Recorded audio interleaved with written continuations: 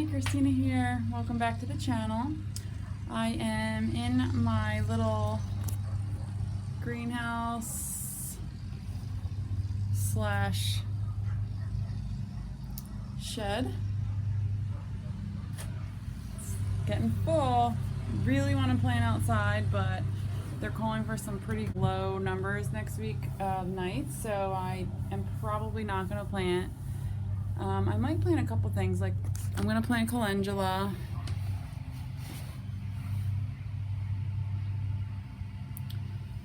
I might plant some peas and Direxo, some beans. But otherwise, I'm probably going to wait on a lot of the peppers and tomatoes and things like that. Okay, so what I want to talk about today is some hand pollination.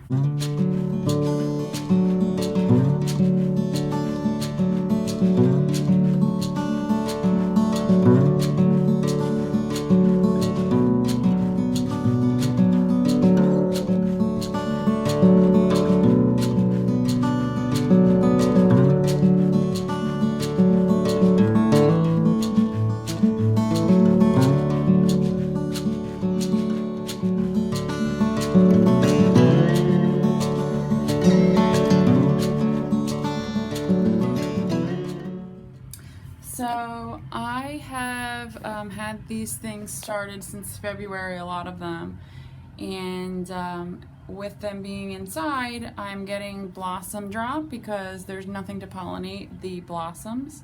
And I was thinking something was wrong with my plants, and when I looked it up, I've learned that it was because of the lack of pollination. The blossoms and flowers are just going to fall off. So what I did is some hand pollination. It's super easy to do. You just get some paintbrushes. I just raided my daughter's paintbrush section, and this is all I could come up with right now, but you just get some paintbrushes and you move some pollen from one flower of the same plant to another flower of that same plant, or at least the same variety. Now, for a second before we start, let's just talk about cross-pollination.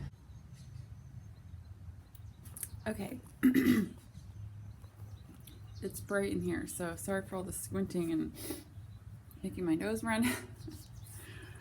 Okay, so let's talk about cross-pollination.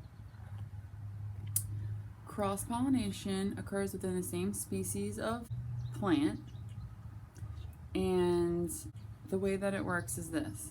So say I have a yellow bell pepper and a green bell pepper. If the pollen from some of the yellow bell pepper's flower gets into the green bell pepper's flower, that resulting bell pepper will have seeds inside of it of a completely different variety of pepper. So say I really want to save green bell pepper seeds. If I don't take precaution to make sure that that pollen is from specifically another green bell pepper flower, two green bell pepper flowers pollinating each other, then I won't be sure of what the resulting plant might be after I save the seeds out of that pepper. So peppers can pollinate each other, tomatoes can pollinate each other, but a pepper cannot pollinate a tomato. So a lot of people get around this by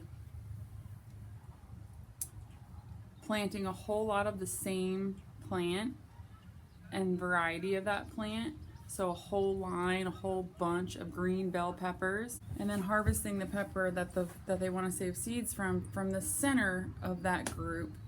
And that will really ensure that it's probably the same. It's probably going to be a green bell pepper. In my garden, I'm going to have a lot of different varieties all right next to each other. So high pollination, cross-pollination, the risk of that is pretty high. So a great way to start us off on the right foot is to hand pollinate in the greenhouse. It's also great to start in the greenhouse because we'll have fruit that would otherwise not have gotten. Also, I'm ensuring my varieties are going to be what I think they are. So once these go outside, I'm gonna have way less of an idea as to what pollinates what. So once they're out in the garden, how do you still successfully save seeds for that specific variety? Some people don't care, so you may get a cool new variety of tomato that you've never saw before, and that might be great for you. If you're going to be selling your plants or your seeds, you may, or even just for yourself, would really want that same variety that you grew that you really liked or something like that, then for you may want to take precaution and do some self-pollinating. Now what you can do in the garden is right when your flower is about to open, get there before other pollinators do the little hand pollination that we are going to do today. And then they have these little bags, gardener's bags. They're like little mesh bags that you can go over top of your flower, and it ties on the flower so that it can still get airflow and everything, sunlight, but it can't be pollinated any longer. So once that flower drops off and the fruit starts to grow, you can take off the bag and it can just grow. You want to tag that pepper or fruit or tomato or whatever you have, whatever fruit you're growing, to say that this is the one that I'm going to save seeds out of, because that's the one that is the pure variety. Okay, so here are some of my pepper plants that I hand pollinated maybe a couple weeks ago now.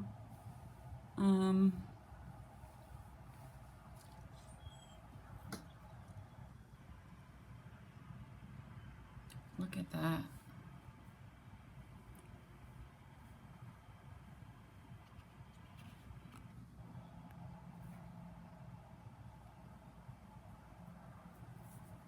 This morning I came looking and found some more.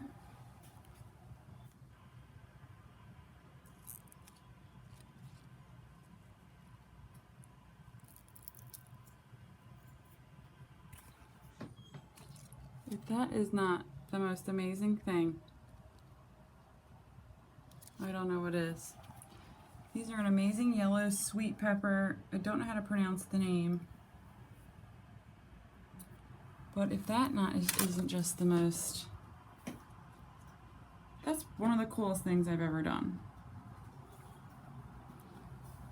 So, as you can see, we have a couple more flowers open here.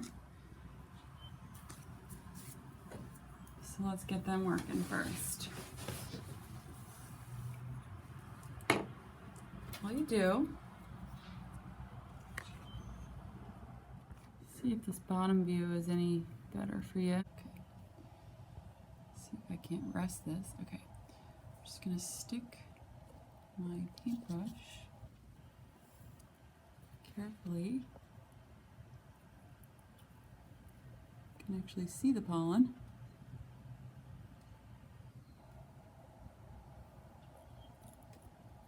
And this is what created those peppers. This is working. So this is all just the same plant, so I'm sure that this is the same variety, but as I move on, I'll make sure of it.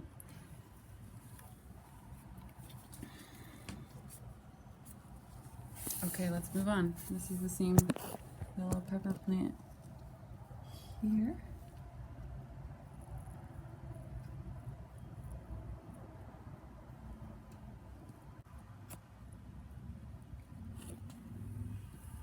Okay, so I'm gonna switch paintbrushes now to move on to the next variety.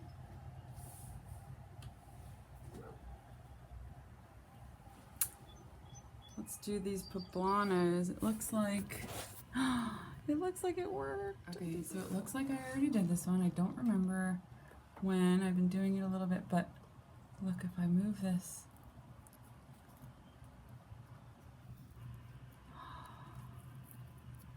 look at that.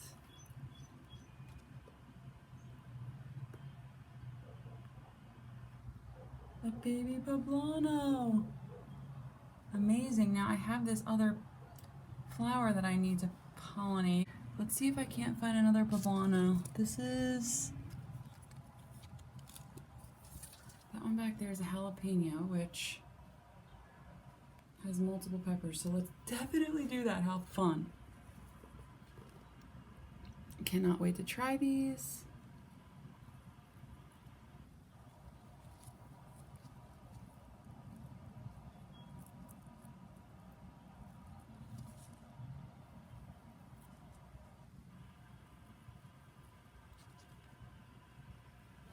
Okay.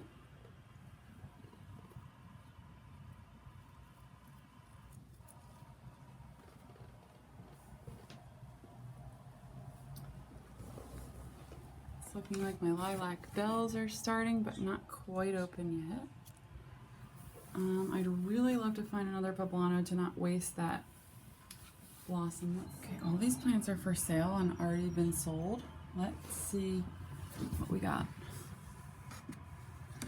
I haven't been hand pollinating this side, and you can see what happens. See? No good. You lose your blossoms. So, let's see. Here's an open lilac. Maybe I can still... I'm gonna have to wait on that guy because I don't have any other open lilacs.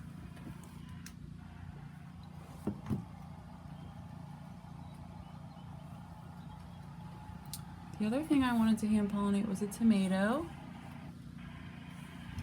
Oh, here's more jalapenos. This is actually for my neighbor. Let's see if I can't get her some.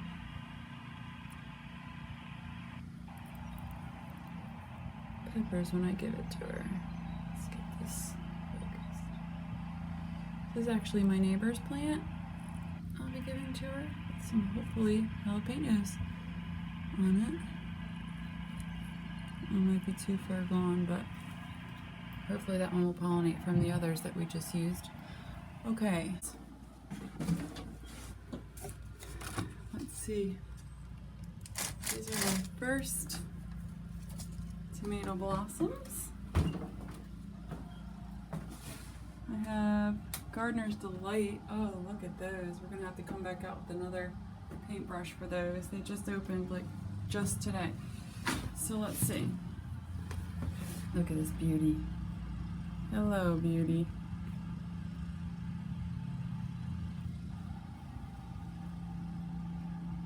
This is a Castelluto Florentino. Now, I don't know if this is gonna work because I don't know if this is considered open. Is it? Or I have to wait longer. I think I'm gonna have to wait.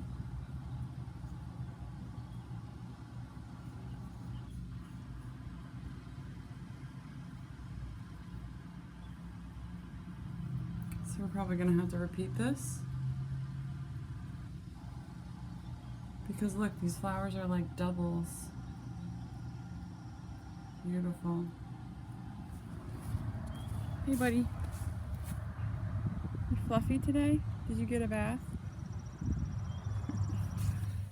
Okay, I think that's gonna do it for this video. I wanted to show you how easy it was to hand pollinate because before this I had no idea about hand pollination, and look at how successful and easy it has been. Here's Rob. Hello. So until the next one, bye-bye.